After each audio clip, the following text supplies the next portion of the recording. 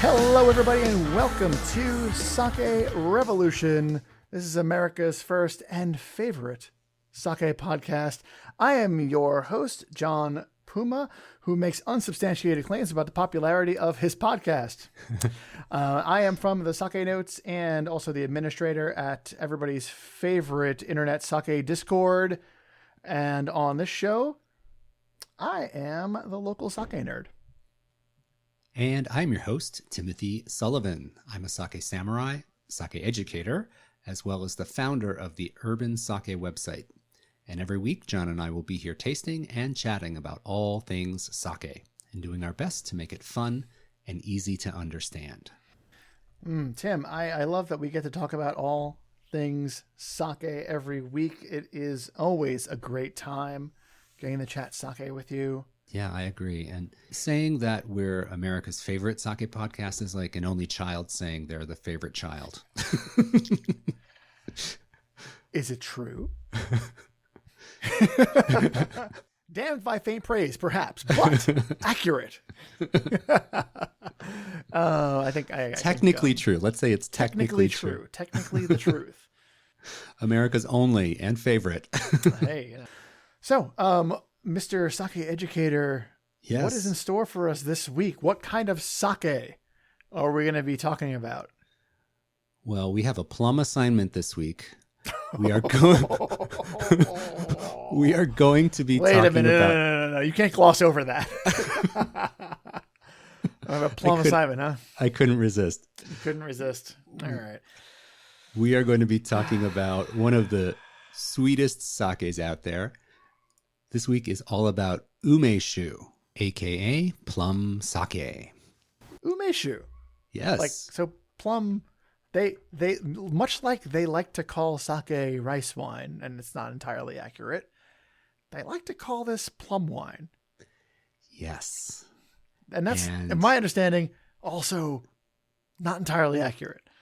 Yeah, I remember in my college years, I had many inexpensive servings of chicken lo mein at the local Chinese restaurant, and then some plum wine wound up in my hand, and who knows what it really was, but they do call it plum wine. There are many variations of this plum infused alcohol. Mm-hmm. It could be shochu base, it could be a sake base, it could be another mystery alcohol base, ethanol base, but mystery base. Ooh. Okay. Yeah. But we're gonna be tasting a Nihonshu sake based Umeshu. All right. Today. Yeah. That sounds cool. Apart from your excursions to inexpensive late night Chinese takeout places in your college years, what other exposure had you had to Umeshu in the past? Well, I think when I first started getting into sake, and I don't know if this is true for you, John, but when I was first going to like sake pairing dinners or sake events, when the dessert course came around, very often they would serve Umeshu or plum sake with dessert course because it is so sweet. Have you had that experience too? A little bit. Most of my experiences have been in the more of the trade show sort of situations where people will have some. It's like, oh, let me try this. It's a little different. It's a little something a little unusual, and it's usually a pretty pleasant experience. But like you said, it is very sweet, and it does have that alongside your dessert sort of idea. Your sherry. It's like, kind of like sherry. And that's something you're going to have that's going to be sweet. It's going to go after dinner with your dessert. And that's usually been my experiences with it. Well, maybe we should describe for our listeners in a general sense how Umeshu is made using sake. And when I worked at a sake brewery in Niigata, I actually was involved with making Umeshu. And I can tell you how we did it at that brewery. And then we can talk about some of the variations that exist out there. So basically, when you think about ume is plum, of course. And if you go to the grocery store and you pick up a plum, that is very different from what they have in Japan to make umeshu. So you're saying I can't just go and get a bunch of plums at the store and make my own umeshu at home? You could, but it's very different. The plums, the umes that we get in the grocery store in America are soft and juicy and thin-skinned and ready to eat. Mm-hmm. The plums that they use primarily to make Umeshu in Japan are tiny, they're green, and they're very, very hard. And they're not really ripe in the sense that we would have an American plum. So they're very different. And the first thing you do when you get all the plums is that you go through with a little toothpick and you have to pull out, if there's a woody little nobbin or a little stem sticking at the top of the fruit, you have to use a little toothpick and pull that out. So you can't have any bit of the stem or where the stem meets the fruit. That has to be completely clean. So you do that. And you have to be very careful not to pierce the fruit either, because if you pierce it, it's not usable because it can spoil more easily that way. So you have to have a perfectly blemish-free fruit without the stem in it, and then they're washed. And then from here on, it's really simple. You take them and you dump them whole into a vat of finished sake. Oh. And you soak them. That sounds pretty interesting. For a few months. Sounds like you're making sake sangria at that point almost. Yes. Yes. It is plum sangria. And then when it is time to bottle it, basically you siphon the infused sake off of the plums, and that is your Ume-shu. So you basically soak these intensely flavored plums in finished sake. That's the basics of it for Japanese sake. Wow. Yeah. So it's not too far off from the sangria concept, but that's pretty interesting. And one thing I came across was the idea that this is so while making sake at home in Japan is not legal, making umeshu at home, because you're not getting a whole lot of alcohol out of just the sitting ume, is totally something that, like, you know, your grandma does in Japan. Every year goes and like makes a big jar of umeshu, and that's really interesting. I think that's like kind of it's not something it's not a bit of information you usually come across. I think that's kind of fun. That's like, you know, in a place where most home alcohol making is really not a thing, but you know, but grandma can make her umeshu. Well, grandma is infusing existing alcohol with a fruit. So they're not really, no fermentation is happening. No booze is being made. You're just flavoring the booze you bought at the grocery store. But one key difference, I agree with you, John. It is so common for families in Japan to have a jar of umeshu going in their kitchen or have it in their pantry. So it's very common in Japanese families to infuse your own umeshu. But in most cases, they're actually using shochu as a base. And when they use shochu, is there any like specific, because we know shochu can be based off of a variety of different different products, like, you know, barley or buckwheat or even rice. Do they typically use any specific type, or is that just kind of up in the air when they're doing shochu? That's a great question. I really don't know what the preferred type of shochu is, but there are inexpensive kind of neutrally shochus. You know, you've been to a Japanese convenience store. They have the bulk inexpensive ones.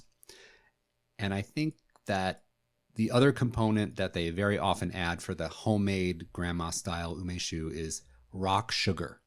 So the ingredients are cheap shochu, rock sugar, and whole Japanese green plums. And you throw those together and let it sit for 2 months plus, and then you've got umeshu. Or actually, you can let it go much longer than that. I think it's months and months you can let it go. Wow. Yeah. All right. That's interesting. When you let it sit for longer, does any fermentation start to happen? Because you are kind of keeping these things in the jar. And I find that when you take organic components and stuff like that, you leave them sitting around with some sugars, things happen. No, I think the alcohol is already too high for any microbes to like have a fighting chance in there. So The microbes get a little too drunk. They can't do it. Right. So, so the shochu version is kind of a homebrew, very countryside colloquial way of making plum sake, and the Japanese nihonshu or sake infused from the breweries. That's something you'll often see for sale from sake breweries, and they have different alcohol percentages. The one that comes from nihonshu from sake is a little bit lighter and a little bit generally like lower alcohol. Okay. Under 10% for sure. Oh, all right. Yeah, that's probably something that we should touch on also. So when they're shochu based, are they usually a bit higher, or they usually dance around that less than 10% even there? No, they're at the alcohol level that the shochus. Oh, so they stay there. So if the shochu's 35%, they hang out at 35% umeshu. Yeah, I think so. Wow. I think so. Yeah. Or maybe they add water. I'm not sure. I've never made shochu based umeshu myself. I didn't realize that umeshu was part of your sake educational experience over at Hakai-san. Yes. Very nice. It was, yeah. And I will put some pictures on the show notes at sakerevolution.com if you want to see the process that we used there. You can see what these green Japanese plums look like and a little bit of how they go into the tank and how they get cleaned. And it's a really interesting process. And if anyone wants to experiment with infusing plums at home, I think it's a pretty straightforward process. I might have to tinker with that just a tiny bit, just to kind of see what happens, right? Yeah. But we have a lot of really good plum sakes made from nihonshu, made from sake here in the States. And we're going to be tasting a delicious plum sake today. Nice. I'm excited about this. I don't have that much umeshu here. I think the last time I've had umeshu was probably the last time I was in Japan. There's a umeshu bar that I stumbled into, not literally.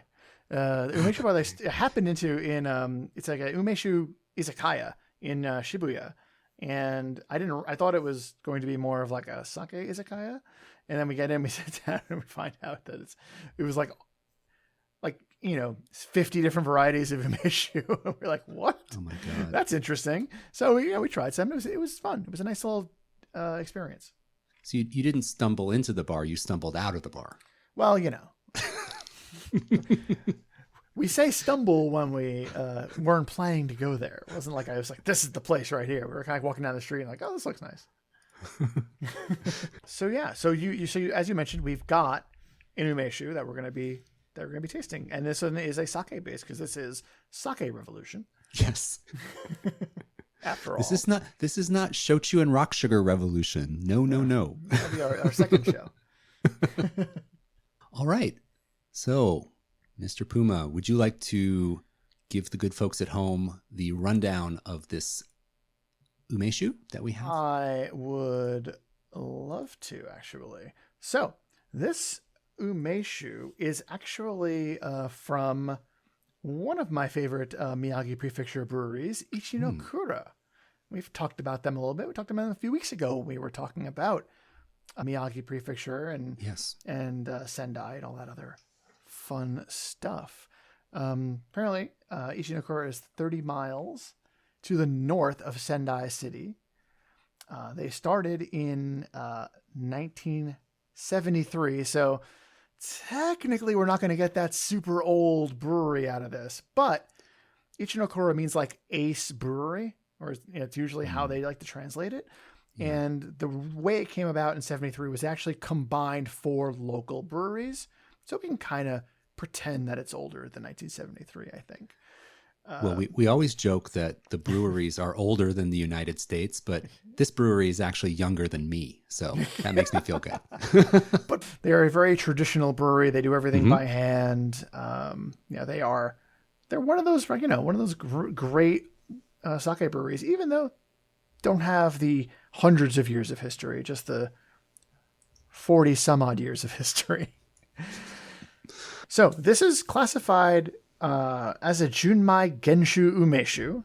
So the sake base is Junmai, it's Genshu, so it's not water diluted, and it's Umeshu. The rice is Toyo Nishiki, which, Tim, are you familiar with that at all? Because I'm not. I am not. I did read that it is harvested in Miyagi, so this is a Miyagi-grown rice, Right. but don't know a whole ton about it. So Toyo Nishiki. Right.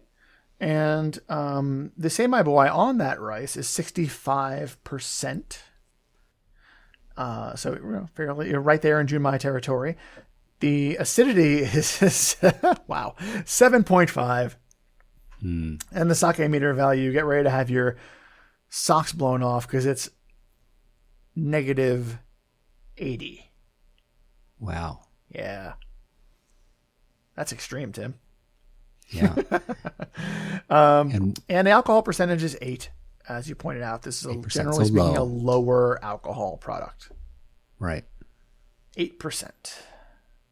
All right. Yeah, so I'm excited about this. This is interesting. I have never had this particular Umeshu product before. So we have our bottle. Going to pour some of it into our wine glass.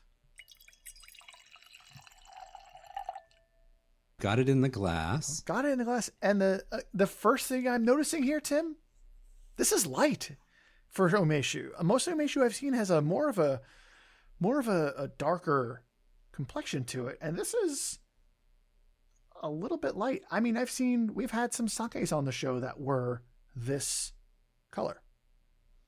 Yeah, the color is almost like a super light blush or rosé wine. Very light blush, yeah. It's got just a hint of this yellow goldeny cast to it, but it is not like the plum wine from the Chinese restaurant, which is like golden and sticky. This is like more translucent, a very light cast of golden champagne-y color, and just really looks. You're right. It looks like they're taking a very light hand with the infusion. I'm really impressed. I was expecting that deeper golden hue.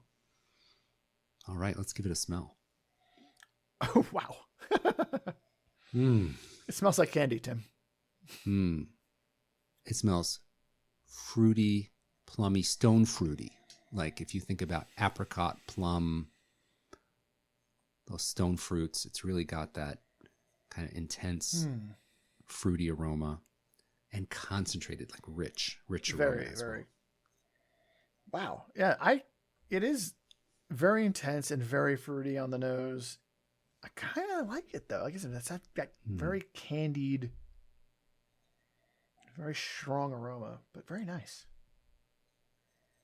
If you're into that sort of thing, if you don't have a sweet tooth, this probably isn't the beverage for you. That's my takeaway from this aroma right now. All right, you ready to have a sip? Yep, let's go for it. That's tart. It's tart and it's juicy. It tastes like sipping on juice to me.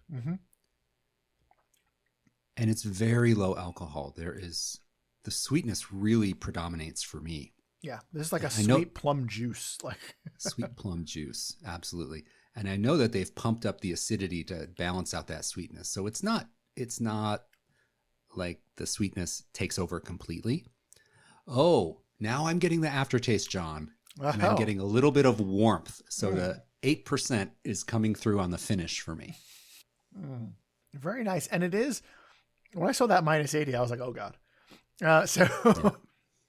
It is being balanced quite nicely by that high acidity.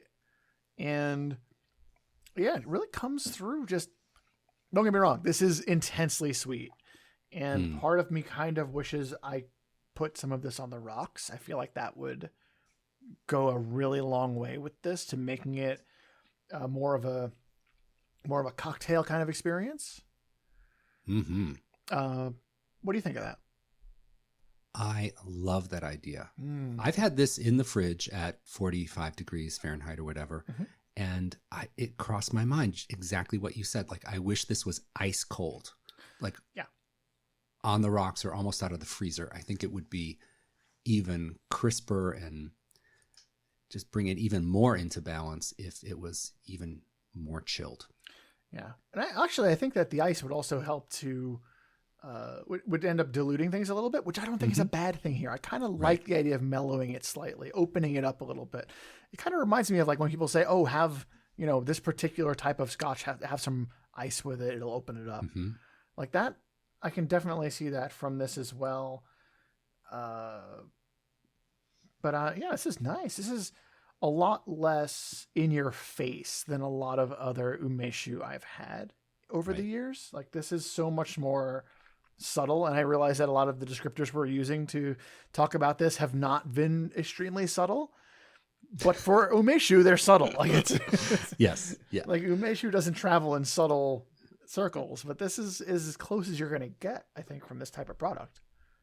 There are a few differences between this Ichinokura umeshu and the traditional sake production method I talked about before. So the first one is that this particular umeshu from Ichinokura, they use yellow plums from Miyagi, hand-picked ripe yellow plums.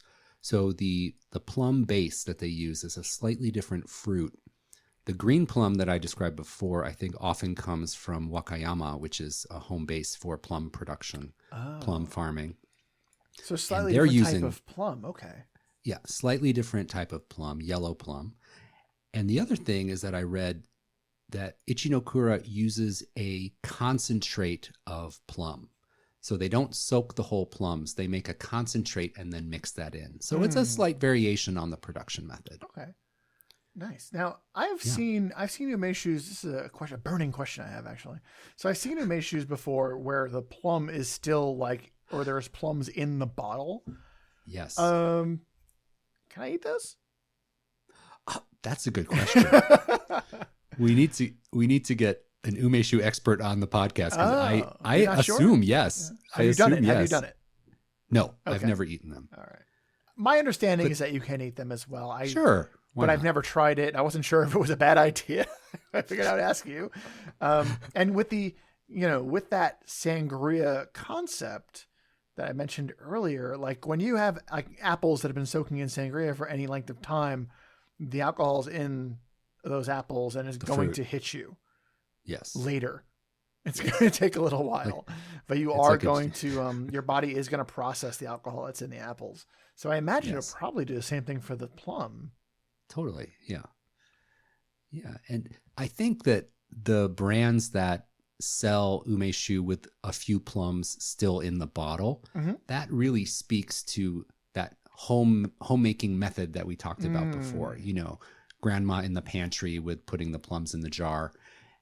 And that is really what that kind of evokes, I think. Nice. Yeah. I like it. That's pretty cool. I like that we kind of got out of our comfort zone today, Tim. Yeah, something a little different. A little bit. Now, we talked about serving umeshu with dessert. Yeah. How would you want to have umeshu at your house? Well, I mentioned earlier that my immediate thought was, I want some ice with this. But I also have this other idea because it is so concentrated and very powerful. What do you think of maybe making a cocktail out of this? Ooh. I think that's an amazing idea. If I remember correctly, Ichinokura has a few cocktail recipes on the product page for this product. That's awesome. I did not look that. I did not. I did no research ahead of time into the cocktail suggestion. Yes, they do. I only got the stats and all that. So that's interesting. Let me give you a quick translation of one of the cocktails that they recommend. Please. And you can see if this might. So the first one, this could not be easier. I think even you can make this cocktail, Puma. This is called Prince. I was a bartender. I'm just kidding. This is called, maybe this is more of a cocktail for me. It's called Princess. Princess. Okay. And it is 60 milliliters of himezen umeshu and 20 milliliters of fresh squeezed orange juice. And you mix them together and pour into a champagne glass. Tim, that's a mimosa. The end. That's the end. That's an ume mimosa. Should we try one more? Now, don't get me wrong. The ume mimosa has potential.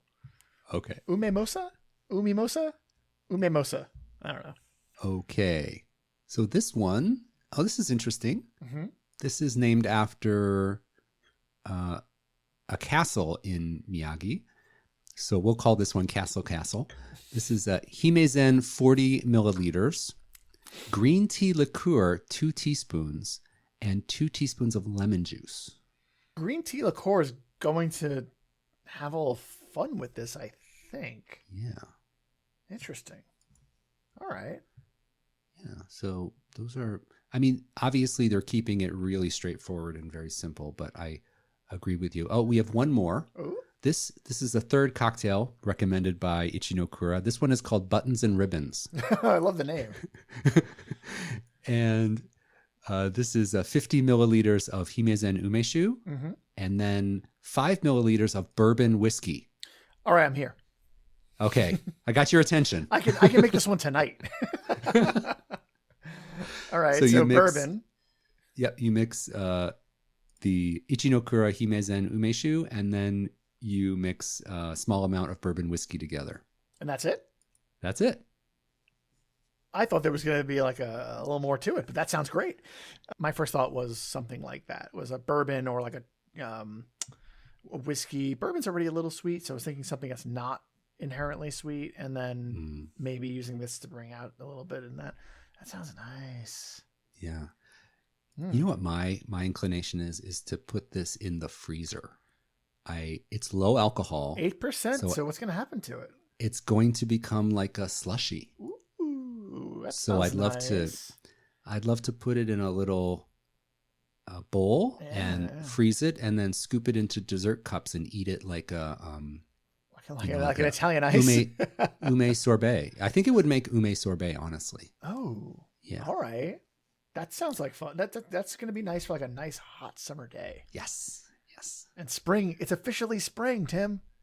Is it really? It is officially spring. It doesn't necessarily feel like spring yet, but it's officially spring. This isn't one of those New York City fake out springs where it's going to get really cold tomorrow, is it?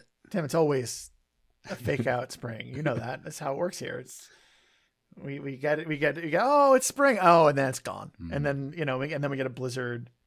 And then the day after the blizzard, it's 80. That's how it goes. And then we do an episode on hot sake. It's 95 degrees out. That's the sake revolution way. That is the sake revolution way. Yes. I had one more thought on this umeshu. You talked about sangria, and that was like percolating in my mind. Okay. But I'm like, what about making sangria with this umeshu? Like taking other fruits, cutting them up, putting them in with the Ichinokura umeshu, and soaking like apple and grape and a few slices of pear, and infusing additional fruit flavors in. What do you think about that? So here's what I'm going to tell you, Tim. I'm going to do this. Okay. And I'm going to let you know what happens. In a couple of weeks, Okay. I'll get on the show and I will tell you how the experiment went, because we're definitely going to do this. It sounds great. Yeah. I'm sold, right. 100%. I'm going to do this. I'm going to do the bourbon too. Okay. And we'll do like a little like catch up and see how these little experiments go. Do you want to do the princess? Of course I do. And do the cat? Do you have any green tea liqueur? I don't. Oh, all right. I'm fresh out of green tea liqueur. I've got bourbon and I've got the ability to make sangria. I've got plenty of sangria ingredients here. Well, I'll do the orange juice one. Okay. And then I'll also do the slushy. Like I'll freeze it. Oh, fantastic! All right, so we'll reconvene and leading the lead into an episode down the line. We'll check back in and talk about what our experiences were making cocktails and other interesting things out of the Himezen Ume. This is gonna be fun. Yeah. All right. I think it's the first time we've done something like this. We've got our sake homework cut out for us. The best kind of homework. Oh, yeah. The best kind of homework. Yeah, sake homework. All right. Well, this was a lot of fun. I really enjoyed trying this ume or plum infused sake. Really surprising. And the thing that surprised me most was all the different ideas we had for enjoying this in different ways. So we will check in on that in a future episode. John, great to taste with you as always. And I want to thank our listeners so much for tuning in. We really do hope that you're enjoying Sake Revolution. If you would like to show your support for our show, the best way to support us now is to join our community on Patreon. We're 100% a listener-supported show. And all the support that we receive from our patrons allows us to host, edit, and produce a podcast for you each and every week. That's right. And if you want to learn more about joining our Patreon, becoming a patron, you can visit patreon.com/sakerevolution to find out more. We've got some tiers. We've got some fun things we like to do with our patrons, and we'd like to do them with you. So apart from that, though, you can also support us by leaving reviews on podcast platforms such as Apple Podcasts. Believe it or not, that is still a really great way to get the word out about podcasts, get this show into new ears, and also always tell your friends, tell your family, and tell them to tell their friends and family, and then we get out there. That's how it works.